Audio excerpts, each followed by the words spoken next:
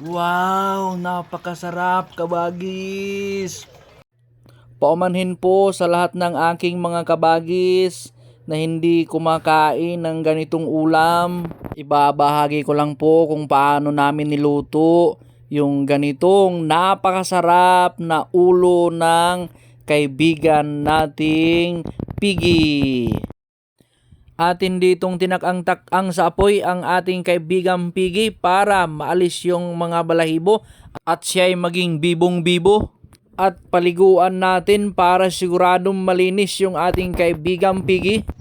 Dito ay sinimulan na nating paapuyin yung ating kalan na gagamitin para sa ating kaibigang Piggy.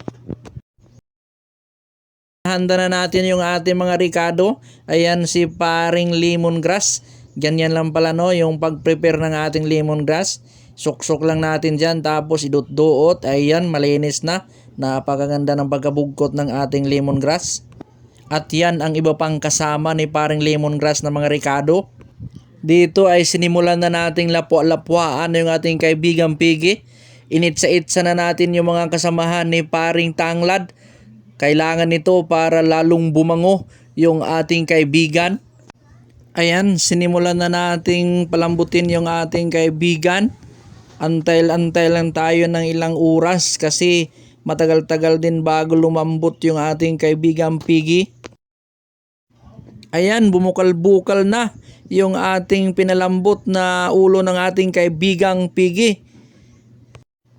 Dahil lumambot na yung ating kaibigan, pinunas-punasan na natin bago natin ito prituhin. Ayan, pinito-prito na natin yung ating kaibigan para mas lalong sumarap. Gagawa na tayo ng sauce. Ayun, si bawang na aswang at si bombay na 5-6 atin ang inilalagay. Kasama rin si Sprite na pidudido, hindi rin nakaligtas. Si ketchup na mapula-pula atin ding idamay. At si oyster sauce na magpapasarap. Si soy sauce din. At si lisong paminta ay hindi rin nakaligtas. At si tidbits na galing pa sa Bukidnon ay atin ding idadamay. At si abuno ay atin na rin ilalagay. Ayun, napakaraming abuno. Takpan at maghintay. Ayun, lumambot na yung sauce na ating ginawa para sa ating kaibigang Piggy. Pwede na natin tong hukad-hukarin at kainin.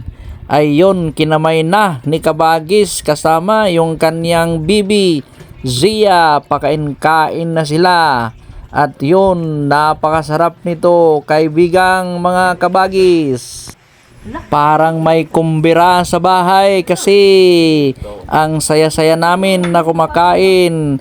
Pinagtulong-tulungan namin ang ating kaibigang Piggy.